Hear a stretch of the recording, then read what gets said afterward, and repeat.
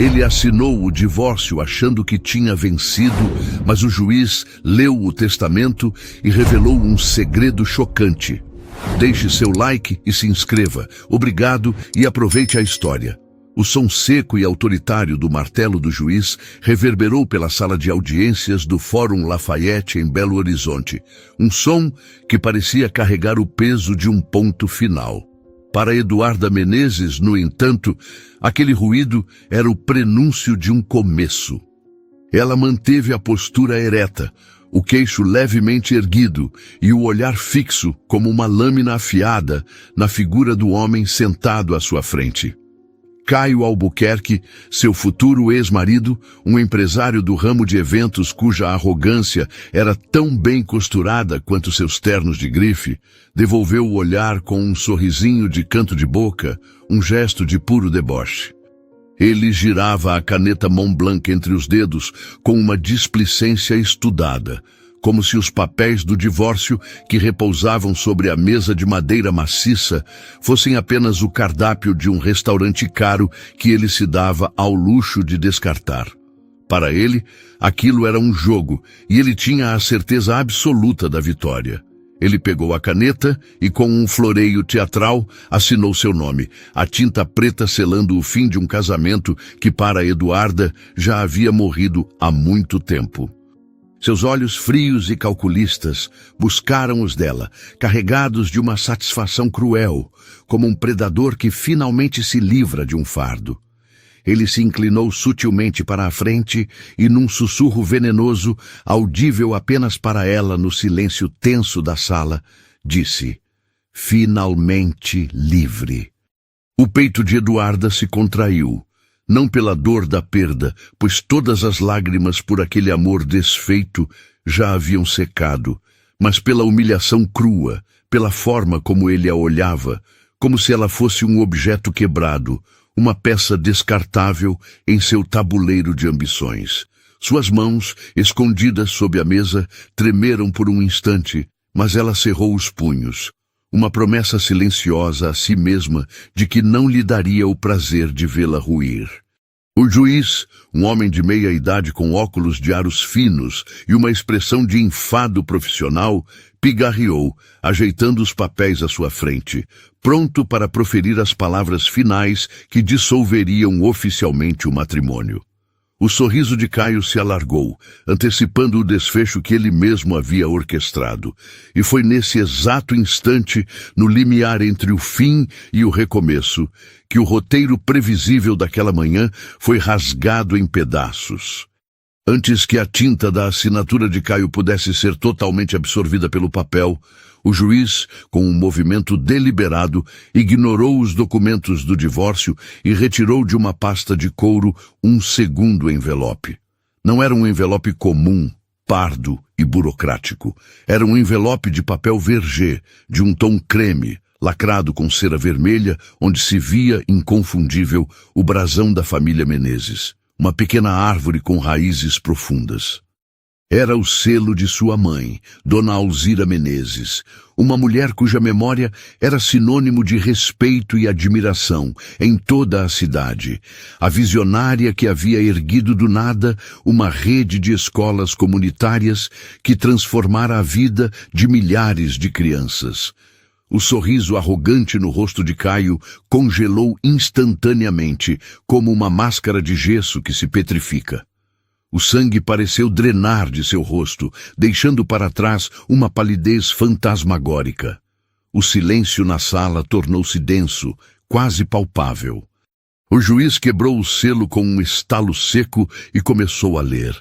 E naquele momento, enquanto as primeiras palavras do testamento de sua mãe ecoavam pelo ambiente, Eduarda sentiu uma corrente elétrica percorrer sua espinha. Aquele documento, guardado como um segredo, continha uma cláusula, uma bomba-relógio armada por uma mãe que, mesmo do além, ainda protegia sua filha. Uma cláusula que estava prestes a implodir o mundo de certezas de Caio e reverter cada peça do jogo que ele acreditava ter vencido. Mas antes de mergulharmos no conteúdo explosivo daquele testamento, é preciso entender como chegamos até aqui. Esta não é apenas a história de um divórcio litigioso, mas a crônica de uma traição silenciosa, de verdades enterradas sob o tapete de uma vida de aparências e da reviravolta chocante que ninguém, muito menos o arrogante Caio Albuquerque, poderia prever. Porque quando você divide a vida com alguém, você acredita que conhece essa pessoa. Acredita que pode antecipar seus gestos, suas reações e até mesmo o limite de sua capacidade de ferir. Mas a verdade, a mais dura de todas, é que você nunca conhece a profundidade da crueldade de alguém até que essa pessoa pense que já ganhou. Naquele dia, sentada diante do homem que um dia jurou amá-la na saúde e na doença, na riqueza e na pobreza, Eduarda se sentiu como se olhasse para um completo estranho. A frieza em seu olhar, a presunção em seus gestos, a ausência total de remorso. Tudo aquilo deveria tê-la esmagado, mas em vez disso acendeu uma chama dentro dela, uma brasa de indignação que se recusava a apagar. Porque o que Caio não sabia, o que ele jamais poderia ter imaginado, era que Dona Alzira havia deixado para trás muito mais do que boas lembranças e uma rede de escolas. Ela havia deixado segredos. Segredos que fariam o castelo de cartas de Caio desmoronar de uma forma que ele nunca esperou. E enquanto os lábios do juiz formavam aquelas primeiras palavras surpreendentes, Eduarda percebeu que esta história, a sua história, estava apenas começando. Se você estivesse naquela sala de tribunal, vendo o homem que amou zombar de você enquanto assinava o fim de tudo, o que você teria feito? Teria lutado com todas as suas forças ou teria simplesmente virado as costas e ido embora? Pense nisso. E se essa história já te pegou de jeito, me diga de onde você está acompanhando, porque o apoio de vocês é o que nos move. E acredite, a jornada que estamos prestes a iniciar é uma daquelas que você não vai querer abandonar. Para entender a profundidade da queda de Caio, é preciso voltar no tempo, a uma época em que seu sorriso não era uma arma, mas um convite. Anos antes da frieza calculada daquela sala de tribunal, Eduarda Menezes conheceu um Caio Albuquerque completamente diferente, ou pelo menos um que ele representava com maestria. Ela tinha 20 e poucos anos, ainda navegando pelas águas turvas de um luto recente e avassalador pela perda do pai, um homem gentil e esteio de sua vida. Foi nesse cenário de vulnerabilidade que Caio surgiu, não como uma tempestade, mas como um porto seguro. Ele era o epítome do charme mineiro, bem articulado, com uma ambição que brilhava nos olhos e um sorriso fácil que parecia capaz de dissipar qualquer sombra. Ele trabalhava em uma produtora de eventos, ainda pequena, mas seus sonhos eram grandiosos e ele os vendia com um entusiasmo contagiante. Caio não apenas a viu, ele pareceu enxergá-la. Ele notava as pequenas coisas, como a maneira que ela franzia o nariz ao se concentrar em um livro, ou o jeito que seus olhos brilhavam quando falava sobre os projetos educacionais de sua mãe.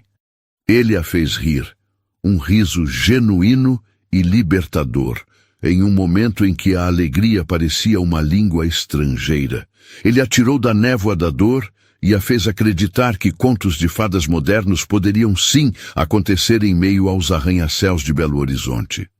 Dona Alzira, uma mulher de intuição aguçada e um olhar que via através das fachadas, a princípio também se encantou. Caio tinha aquela energia polida, aquela aura de genro perfeito que prometia não apenas amar sua filha, mas também construir um império ao lado dela. Ele falava sobre o futuro com uma confiança que beirava a profecia. Contudo, a cautela de mãe é um instinto primitivo e poderoso. Após alguns jantares em família, nos quais Caio detalhava seus planos de expansão, com um brilho febril nos olhos, Alzira a puxou para um canto na cozinha, enquanto o cheiro de pão de queijo ainda pairava no ar. Minha filha, Ela disse em voz baixa, mas firme. Preste atenção em como os olhos dele brilham mais quando fala de dinheiro do que quando fala de você. Homens assim constroem castelos, mas nem sempre nos convidam para morar neles. Eduarda, inebriada pela paixão e pela gratidão de ter alguém que a reerguia, apenas sorriu e afastou a preocupação. Achou que era apenas o zelo protetor de uma mãe que temia ver sua única filha se machucar. Ela queria, com todas as forças de sua alma, acreditar que o amor de Caio era a mais pura e genuína das verdades. E por um tempo, a ilusão se sustentou. O casamento foi um evento memorável, planejado por ele, é claro, e noticiado em todas as colunas sociais da cidade. As fotos estampavam um casal perfeito, a herdeira dos Menezes e o empresário em ascensão. Mas, como uma fissura invisível em uma parede, as rachaduras começaram a aparecer, pequenas e quase imperceptíveis no início. A obsessão de Caio por aparências floresceu como uma erva daninha. A casa em que moravam, no bairro Belvedere, precisava ser constantemente reformada para impressionar. Os carros na garagem tinham que ser do ano, importados. E os círculos sociais em que transitavam eram rigorosamente selecionados por seu potencial de networking. Eduarda, que cresceu vendo a mãe dedicar a vida a um propósito maior, sentia-se cada vez mais como um acessório de luxo na vida dele. Ele queria que ela fosse a anfitriã perfeita, organizando jantares para pessoas que ela mal conhecia e cujas conversas vazias a esgotavam. Exigia que ela usasse vestidos que comunicassem poder, que abandonasse suas sapatilhas confortáveis por saltos que a torturavam, tudo para compor a imagem de sucesso que ele tão desesperadamente almejava projetar. Quando ela tentava resistir, quando tentava gentilmente puxá-lo de volta para a simplicidade dos valores que seus pais lhe ensinaram, o verniz de Caio se desgastava, revelando uma faceta sombria. Sua crueldade não era física, não vinha em forma de gritos ou agressões. Não, Caio era mais sutil, mais cirúrgico. Sua arma era a ironia, o sarcasmo, a humilhação velada. Ele a diminuía na frente dos amigos com piadas que só os dois entendiam, a maldade. Ah, a Duda e essa mania dela de querer salvar o mundo com giz e lousa, ele dizia, arrancando risadas enquanto o coração dela se encolhia. A portas fechadas era pior. Ele zombava de suas roupas, chamando-as de uniforme de professora. Desdenhava de suas ideias para modernizar a fundação de sua mãe, tratando-as como passatempos infantis. Querida, deixe a estratégia para quem entende de negócios. Foque em escolher o vinho para o jantar de sexta, ele dizia, com um paternalismo que a aniquilava. Ele foi, metodicamente, minando sua autoconfiança, lasca por lasca, até que a mulher vibrante e cheia de sonhos que ele conheceu se tornou um eco de si mesma, uma figura que mal se reconhecia no espelho. Ela ficou. Ficou porque acreditava nos votos que fez no altar, na promessa do para sempre. Ficou porque a ideia de um casamento fracassado parecia uma falha pessoal intolerável.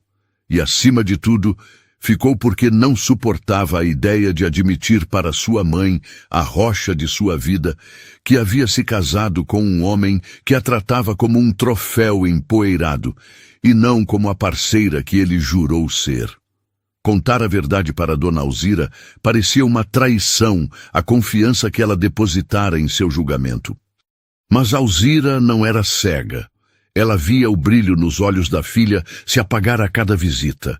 Via a espontaneidade dar lugar a uma cautela nervosa. Uma noite, meses antes de seu falecimento repentino, ela a chamou em seu antigo escritório, o santuário de livros e projetos que cheirava a papel e sabedoria. Com a mão enrugada sobre a de Eduarda, ela olhou fundo em seus olhos e disse as palavras que se tornariam uma âncora. Minha filha, o amor deve fazer florescer, não murchar. Força não é aguentar um galho que te seca. Força é ter a coragem de se plantar em outro jardim. Aquelas palavras a assombraram, ecoando em sua mente, especialmente depois que sua mãe se foi. E conforme Caio se tornava mais ousado em sua crueldade, mais descarado em seu desprezo, Eduarda percebeu que sua mãe havia visto a verdade muito antes que ela mesma tivesse coragem de encará-la. Mesmo assim, ela não foi embora. Não até que as traições se tornassem inegáveis. Não até descobrir coisas que a fizeram questionar se algum dia, em algum momento, ela realmente conheceu o homem com quem dividia a cama. E foi essa espiral de desilusão que os levou àquela sala de tribunal, ao dia em que ele assinou aqueles papéis com um sorriso vitorioso, acreditando que a havia reduzido a nada. Mal sabia ele que no envelope lacrado que o juiz segurava, o amor de uma mãe e sua visão aguçada provariam que ele havia subestimado não apenas Eduarda, mas principalmente o poder protetor de Dona Alzira Menezes. O ponto de ruptura, o momento em que a negação finalmente se estilhaça contra a dura realidade, raramente é um evento grandioso. Muitas vezes, ele chega na quietude de uma noite qualquer, trazido por uma tempestade. Foi exatamente o que aconteceu em uma quinta-feira chuvosa de novembro, poucos meses após o funeral de Dona Alzira. A chuva caía lá fora com uma fúria bíblica, tamborilando contra as vidraças da imensa casa como dedos impacientes. Eduarda estava sentada sozinha na cozinha, o silêncio da casa amplificado pelo som da tempestade. O jantar, que ela preparara com um esmero quase automático, esfriava intocado sobre a mesa de mármore. Caio havia prometido voltar cedo. Uma reunião rápida, meu amor, só para fechar um patrocínio, ele dissera. Mas o relógio na parede já passava das 11 da noite. As ligações dela caíam direto na caixa postal, um abismo digital que engolia suas preocupações. Ela deveria estar acostumada. As noites tardias, as desculpas vagas sobre networking e clientes de última hora haviam se tornado a trilha sonora de seu casamento. Mas aquela noite era diferente. O luto pela mãe ainda era uma ferida aberta. E a solidão parecia mais pesada, mais sufocante, contra seu próprio bom senso, contra a voz em sua cabeça que lhe dizia para simplesmente ir para a cama e fingir que não se importava. Ela decidiu esperar. As horas se arrastaram, cada tic-tac do relógio um pequeno golpe em seu peito. Foi quase 1 da manhã, quando o brilho dos faróis de um carro varreu a entrada da garagem. Eduarda correu para a janela da sala, o coração martelando uma batida descompassada de alívio e apreensão. O alívio morreu no instante em que ela viu a cena. Caio tropeçou para fora do banco do motorista, rindo de algo que ela não podia ouvir. E agarrada ao seu braço como uma trepadeira estava uma mulher. Uma mulher que Eduarda nunca tinha visto, com um vestido vermelho tão curto que parecia um insulto à chuva fria e um cabelo loiro platinado que brilhava sob a luz do poste. A risada dela era alta, estridente, e ela se agarrava a ele com uma intimidade que não deixava margem para dúvidas. Ele nem sequer tentou silenciá-la, enquanto cambaleavam em direção à porta da frente, compartilhando um segredo sussurrado que terminou com outra gargalhada dela. Eduarda congelou. O som do sangue pulsando em seus ouvidos abafou-o da tempestade. Por uma fração de segundo, o instinto de autopreservação gritou para que ela corresse escada acima, se enfiasse debaixo das cobertas e fingisse um sono profundo. Fingir que não viu, fingir que não entendeu. Mas algo dentro dela, uma corda que vinha sendo esticada por anos de pequenas humilhações e grandes decepções, finalmente arrebentou. Quando a porta da frente se abriu com um rangido, revelando a dupla encharcada e risonha, Eduarda não estava no topo da escada. Ela estava parada no meio do hall de entrada de braços cruzados, uma estátua de gelo em meio à sua própria casa. O sorriso de Caio vacilou. Apenas por um segundo, antes que a máscara da arrogância voltasse a se assentar em seu rosto. "Ah, Duda", disse ele, com uma casualidade forçada, como se tivesse acabado de voltar da padaria. "Você está acordada. Esta é a Marcela, nossa nova consultora de marketing. Estávamos finalizando uma estratégia." O perfume de Marcela a atingiu antes mesmo das palavras. Era um perfume doce, enjoativo, inconfundivelmente barato e íntimo. A mulher a mediu de cima a baixo com um olhar insolente e deu um sorrisinho, passando a mão pelo ombro de Caio, como se marcasse território. O estômago de Eduarda revirou. "Finalizando uma estratégia?" ela repetiu. E ficou surpresa ao notar que sua voz, embora trêmula, soava firme, cortante. "À 1 da manhã, com cheiro de uísque e uma marca de batom no seu colarinho." Caio soltou uma risada de verdade, como se ela tivesse contado a piada mais engraçada do mundo. "Você está sendo dramática, como sempre. Não seja paranoica, querida." Dramática. Era a palavra favorita dele, o carimbo que ele usava para invalidar qualquer sentimento dela que o incomodasse. Era a ferramenta que ele usava para fazê-la duvidar de seus próprios olhos, de seus próprios instintos. Mas desta vez não havia dúvida. A verdade se instalou em seus ossos com o peso frio e irrefutável de uma lápide. Ele não era apenas cruel, ele era infiel. E a humilhação de trazê-la para dentro de sua casa, para o santuário que deveria ser deles, era a profanação final. Ela não gritou, não chorou, apenas o encarou, um olhar vazio que o desarmou mais do que qualquer histeria. E com uma calma que o assustou, ela disse: "Você acabou de enterrar o pouco de respeito que restava."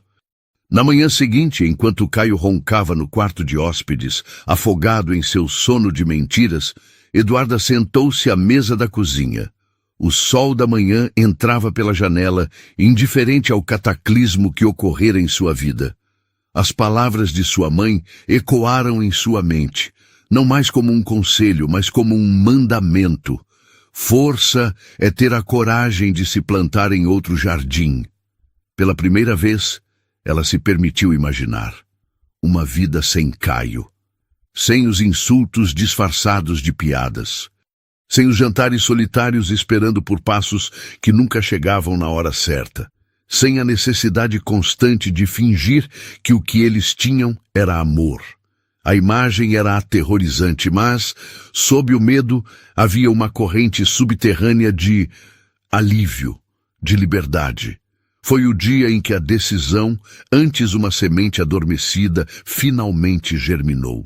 Ela pegou o telefone e discou um número que não usava há anos, mas que seu coração nunca esqueceu. Henrique Duarte. Seu vizinho de infância, seu primeiro e inocente amor de adolescência, o garoto com quem ela trocava bilhetes sobre o muro. O tempo os havia separado. Mas ela sabia, pelas notícias que chegavam através de amigos em comum, que Henrique havia se tornado um advogado renomado, conhecido por sua integridade e discrição. Quando ele atendeu, sua voz, agora mais grave, mas ainda com o mesmo tom calmo que ela se lembrava, foi como um bálsamo. Ela contou tudo, a voz falhando ao descrever a cena da noite anterior. Do outro lado da linha, não houve hesitação, apenas uma firmeza protetora. "Eduarda", disse ele, e o uso de seu nome completo soou como um chamado ao respeito que ela havia perdido. "Chegou a hora de você se libertar. Eu cuido de tudo." Aquela frase simples foi a boia de salvação que ela precisava. O divórcio foi protocolado na semana seguinte. Foi o início do fim de seu casamento. E sem que ela soubesse, o verdadeiro começo da virada de sua vida. A reação de Caio Albuquerque ao receber a intimação do divórcio não foi de surpresa ou tristeza. Foi de pura e irrestrita fúria. Para um homem como ele, cuja identidade era esculpida na percepção pública de sucesso e controle, Ser deixado não era apenas uma rejeição pessoal, era uma afronta pública, uma mancha em sua biografia cuidadosamente construída. A máscara do marido charmoso e paciente caiu, não apenas para Eduarda, mas para o mundo que ele tanto se esforçava para impressionar. E por baixo dela revelou-se um estrategista cruel, disposto a usar táticas de terra arrasada para vencer a guerra que ele mesmo provocara. Se ele não podia mais tê-la como um troféu, então ele a transformaria em um exemplo, um aviso para quem ousasse desafiá-lo. A primeira salva de tiros não foi disparada em um tribunal, mas nos cafés, nos grupos de WhatsApp da elite de Belo Horizonte e nas colunas sociais que antes o celebravam. A narrativa que ele começou a tecer era insidiosa e eficaz. Eduarda, a herdeira reclusa, estava desequilibrada. O luto pela mãe a havia desestabilizado emocionalmente. O casamento, ele suspirava para amigos em comum com uma performance digna de um Oscar, acabou por culpa dela, por sua instabilidade e paranoia. Ele era um mestre da manipulação, jogando com as inseguranças e a sede por fofoca da alta sociedade. Para os amigos homens, ele pintava Eduarda como uma esposa frígida e exigente.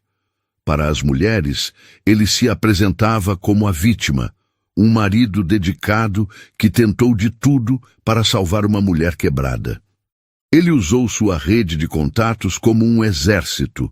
Jornalistas que deviam favores a ele começaram a publicar notas veladas sobre a crise pessoal da herdeira dos Menezes. Amigos que antes abraçavam Eduarda em eventos agora desviavam o olhar, seus cumprimentos tornando-se frios e apressados. A solidão, que antes era uma presença fantasmagórica nas noites em casa, agora a seguia em plena luz do dia. Um manto invisível de isolamento. O golpe mais baixo, no entanto, foi quando ele mirou no legado de sua mãe. Caio, que durante anos usou a associação com a Fundação Menezes para polir sua própria imagem, começou a envenenar o poço por dentro. Ele ligou para membros do conselho, plantando sementes de dúvida sobre a capacidade de Eduarda de gerir a instituição. Ela não está bem, ele dizia com falsa preocupação. Temo que suas decisões impulsivas possam comprometer o trabalho de uma vida de Alzira. Ele chegou a cooptar funcionários antigos, pessoas que viram Eduarda crescer nos corredores das escolas, oferecendo-lhes consultorias em seus eventos em troca de lealdade e informações. Eduarda sentiu o chão se abrir sob seus pés. Os ataques não eram apenas mentiras, eram profanações. Ele estava usando a memória de sua mãe, a coisa mais sagrada para ela, como munição. As humilhações públicas eram como pequenos cortes de navalha. Um dia, ao entrar em um restaurante que costumava frequentar com os pais, ela ouviu seu nome em um sussurro vindo de uma mesa próxima, seguido de risadinhas. Em outra ocasião, uma antiga amiga a parou em uma loja para dizer, com uma compaixão venenosa: "Querida, se precisar de um bom terapeuta, conheço um excelente. O Caio está tão preocupado com você." Cada incidente era um lembrete de que a guerra dele não era sobre o divórcio. Era sobre a aniquilação de sua reputação, de sua identidade. Foi Henrique quem a manteve de pé. Em seu escritório sóbrio, longe dos olhares curiosos, ele era a personificação da calma. Ele ouvia cada novo relato de humilhação, seu rosto se endurecendo, mas sua voz permanecendo firme. Isso é o que ele faz, Eduarda. É o manual do narcisista ferido. Ele precisa te destruir para se sentir vitorioso. Ele quer que você se abale, que grite, que perca o controle. Isso validaria a mentira dele de que você é instável. Não dê esse prazer a ele. Deixe-o gastar toda a sua munição. Nós vamos documentar tudo, cada mentira, cada telefonema, cada nota plantada. Ele está nos dando a arma para derrotá-lo. Apesar da lógica inabalável de Henrique, o peso emocional era devastador. A força que ela exibia durante o dia se esvaía quando a noite caía. Sozinha em seu apartamento, para onde se mudara para fugir das memórias da casa que dividira com Caio, a armadura ruía. As lágrimas que ela segurava com tanta força finalmente vinham, silenciosas e amargas. Ela se sentava no escuro, segurando uma foto antiga de sua mãe, a imagem de uma mulher sorridente e cheia de vida. Era nessas horas de profunda desolação que a voz de Alzira parecia mais clara, a frase que ela repetia como um mantra ao longo de sua vida. Minha filha, o amor deve fazer florescer, não murchar. Ela repetia as palavras para si mesma, um sussurro na escuridão. Florescer, não murchar. A frase se tornou sua armadura interna, a única coisa que o veneno de Caio não conseguia penetrar. Era um lembrete de que a situação em que se encontrava era a antítese de tudo o que sua mãe lhe ensinara sobre amor e respeito próprio. Eram essas palavras que a faziam levantar da cama na manhã seguinte, secar as lágrimas e vestir sua determinação para mais um dia de batalha. Ela estava murchando sob o ataque implacável de Caio, mas a semente que sua mãe plantara em seu coração ainda estava viva, esperando o momento certo para romper a terra e, finalmente, florescer. O que nem ela nem Henrique sabiam era que, em meio ao legado de sua mãe, não havia apenas palavras de sabedoria, mas uma prova concreta, um segredo guardado que estava prestes a ser desenterrado. A resistência de Eduarda era um ato de teimosia diária contra o desespero. Cada manhã era uma pequena vitória, mas a guerra de atrito de Caio estava cobrando seu preço. Ela se sentia como uma nadadora lutando contra uma correnteza forte, exausta, mal conseguindo manter a cabeça fora d'água. Henrique, com sua calma estratégica, insistia que a maré viraria. Mas Eduarda precisava de mais do que promessas.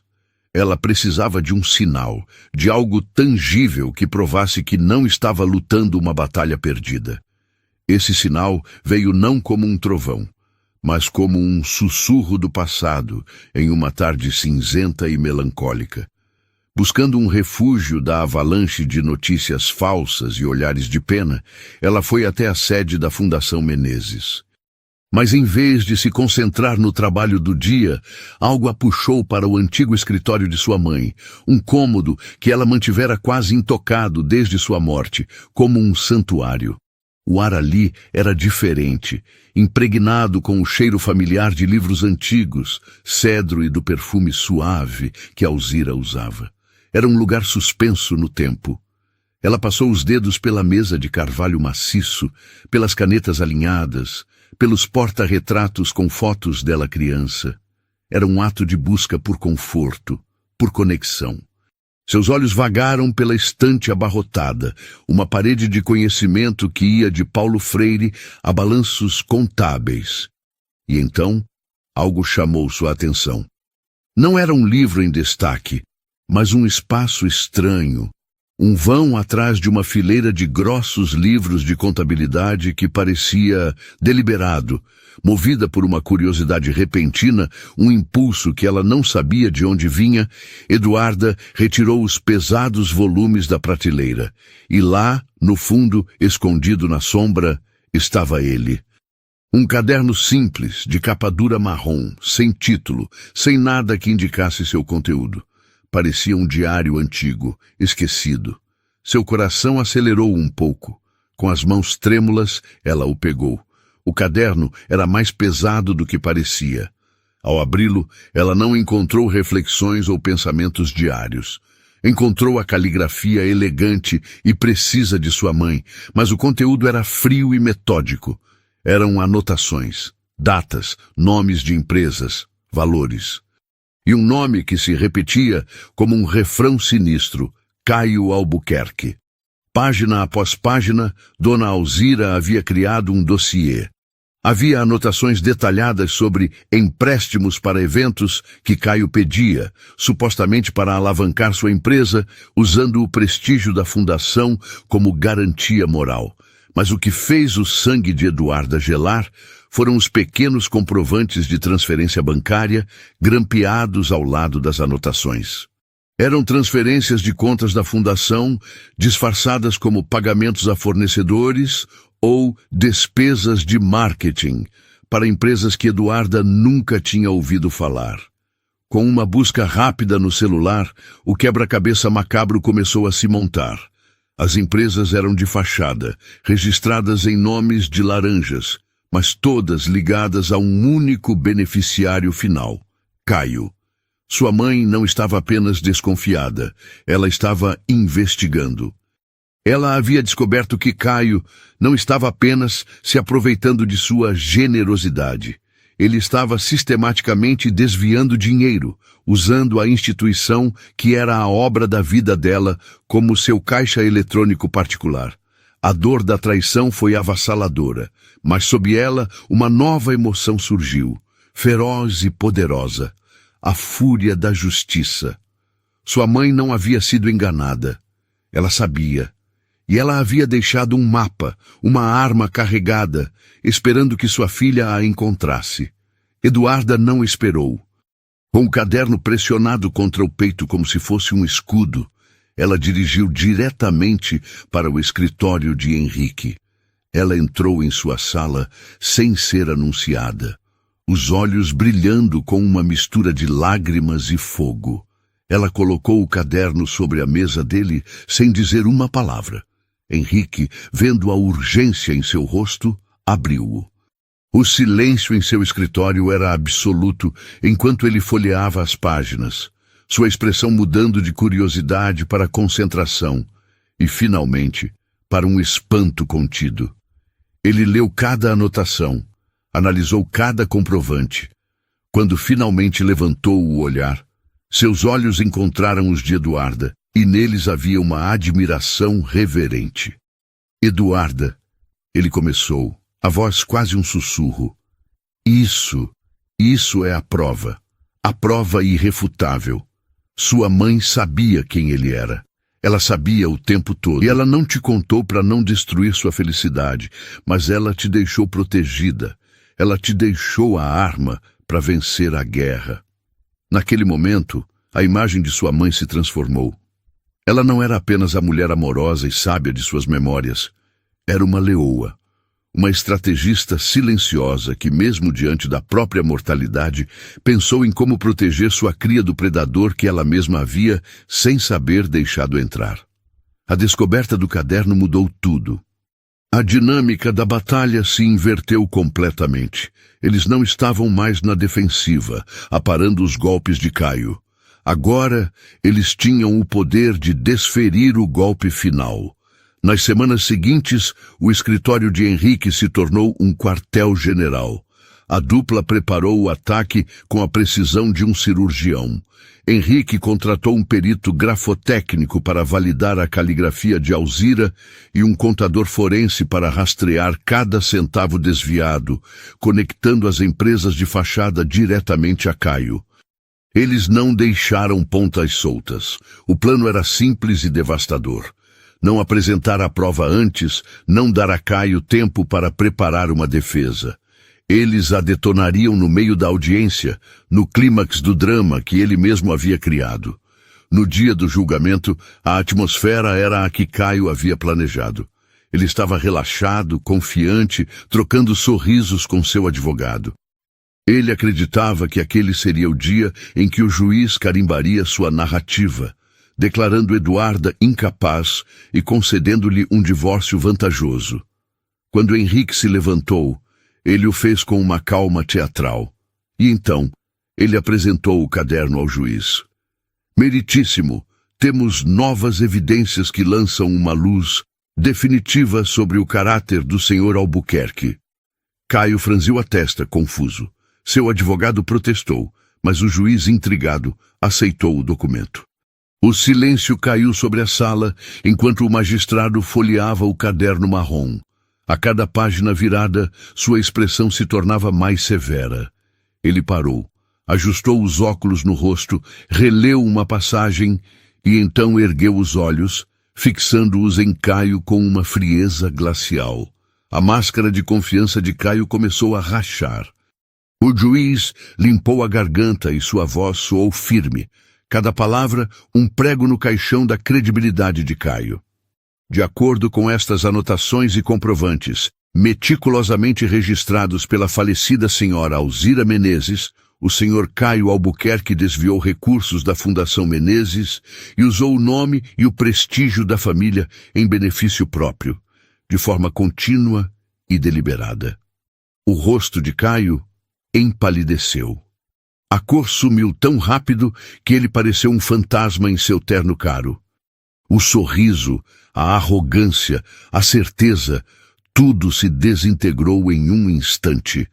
A máscara não apenas caiu. Ela se estilhaçou no chão do tribunal para que todos vissem o que havia por baixo. O veredito do juiz caiu sobre a sala de audiências não como o som de um martelo, mas como o silêncio ensurdecedor que se segue a uma explosão. As palavras, proferidas com uma gravidade cortante, desmantelaram o universo de Caio Albuquerque, tijolo por tijolo. O magistrado, com o caderno marrom ainda aberto à sua frente como uma escritura sagrada, declarou nulas, uma a uma, todas as alegações frívolas e maliciosas que Caio havia feito contra Eduarda. A narrativa de instabilidade emocional e desequilíbrio que ele tecera com tanto esmero desmanchou-se no ar como fumaça. Em seguida, veio o golpe de misericórdia. O juiz, olhando por cima dos óculos para Eduarda, garantiu a ela não apenas o divórcio nos termos que ela pedia, mas a direção plena e inquestionável da Fundação e de toda a rede de escolas Menezes, livre de qualquer interferência ou reivindicação futura por parte do ex-marido. Então, virando-se para Caio, cuja palidez agora dava lugar a um vermelho raivoso que subia por seu pescoço, o juiz determinou que uma cópia do caderno de Dona Alzira e dos achados da perícia contábil fosse imediatamente encaminhada ao Ministério Público para a abertura de uma investigação formal por fraude, estelionato e apropriação indébita. O estalo da caneta do juiz ao assinar a sentença foi o gatilho. A compostura de Caio, já em frangalhos, explodiu. Ele se levantou de um salto, derrubando a cadeira para trás com um estrondo que fez todos se sobressaltarem. Seus olhos, esbugalhados e injetados de fúria, encontraram os de Eduarda do outro lado da sala. A máscara de vítima, de empresário de sucesso, de homem sofisticado, havia se pulverizado, revelando a criatura crua e desesperada que sempre existiu por baixo. "Você vai se arrepender disso, Eduarda!" Ele gritou, a voz rouca e descontrolada, o dedo trêmulo apontado para ela como uma arma. "Você acha que ganhou? Você vai se arrepender amargamente." O seu advogado tentou contê-lo, mas ele o empurrou. O tribunal inteiro prendeu a respiração, esperando a reação de Eduarda. Esperavam lágrimas, um grito de volta, talvez medo. Mas a mulher que se levantou lentamente de sua cadeira não era a mesma que havia entrado naquela guerra. Ela o encarou, não com ódio, mas com uma serenidade quase sobrenatural. Uma calma forjada no fogo da dor e da humilhação. Sua voz, quando falou, não era alta, mas atravessou o silêncio da sala com a clareza de um sino. "Não, Caio", ela disse, e havia um universo de tristeza e libertação em sua resposta. "Agora eu só me arrependo do tempo que perdi acreditando em você." Não havia mais nada a ser dito. A frase pairou no ar, um epitáfio para o casamento e para o homem que ele um dia fingiu ser. Enquanto os oficiais de justiça se aproximavam para escoltar um Caio que agora praguejava e se debatia, Eduarda simplesmente se virou e, com Henrique ao seu lado, caminhou para fora daquela sala, sem olhar para trás. Os meses que se seguiram foram a materialização do karma. A queda de Caio não foi apenas rápida, foi um espetáculo público, uma implosão transmitida em tempo real pela mesma mídia que ele antes manipulava. As notícias sobre a investigação por fraude se espalharam como um incêndio. Os amigos, que antes competiam por um convite para suas festas, agora atravessavam a rua para não cruzar com ele. Clientes cancelaram contratos. Sócios se dissociaram de sua imagem e os bancos, antes tão generosos, fecharam-lhe as portas. O homem que construiu sua identidade sobre a percepção de sucesso e poder viu seu castelo de areia ser levado pela maré da verdade. Ele perdeu os carros de luxo, o apartamento no Belvedere, a relevância.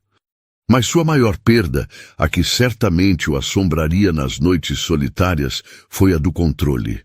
Ele, que se via como um mestre de marionetes, teve seus fios cortados e caiu inerte no palco vazio de sua própria vida.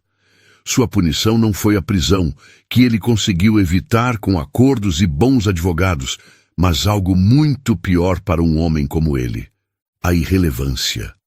Ele se tornou uma anedota, um conto de advertência sussurrado nos círculos que ele tanto prezava. Enquanto Caio descia em sua espiral de obscuridade, Eduarda florescia. Ela não perdeu tempo celebrando a vitória. Em vez disso, mergulhou de cabeça no trabalho, no legado de sua mãe. Com uma energia renovada e uma visão clara, ela reergueu a Fundação Menezes. Expulsou os últimos vestígios da influência de Caio, reestruturou as finanças com uma transparência rigorosa e, mais importante, reconectou as escolas à sua missão original, a transformação social através da educação. Mas ela foi além. A dor que sofreu não a quebrou, ela a transformou. Ela usou a própria experiência como catalisador para criar algo novo, algo profundamente pessoal. Dentro da fundação, ela inaugurou um novo braço, um projeto social que batizou de Florescer. Era um programa dedicado a oferecer apoio jurídico, psicológico e capacitação profissional para mulheres que, como ela, haviam sofrido abuso psicológico e manipulação em seus relacionamentos. Ela queria que outras mulheres encontrassem a força que ela quase perdeu, que tivessem a chance de se replantar em um jardim fértil, como sua mãe sempre dizia. O projeto foi um sucesso imediato, e Eduarda, a herdeira que antes era vista como uma figura frágil e reclusa, tornou-se uma voz poderosa, um símbolo de resiliência. A reinauguração da sede da fundação, um ano após o divórcio, foi um evento que marcou essa nova era. O prédio antigo foi reformado, ganhando mais luz, mais cores, mais vida. O jardim, antes negligenciado, estava exuberante. Não havia colunistas sociais ou a elite vazia que Caio costumava cortejar. Havia professores, alunos, pais, voluntários e as mulheres do projeto Florescer, cujos rostos mostravam uma mistura de gratidão e esperança. Henrique estava lá, não como seu advogado, mas como seu amigo, seu confidente, a âncora que a manteve firme durante a tempestade. Ele permaneceu discretamente ao seu lado durante todo o evento, observando-a com um orgulho que não precisava de palavras. No final da tarde, enquanto os últimos convidados se dispersavam, os dois caminharam pelo jardim renovado.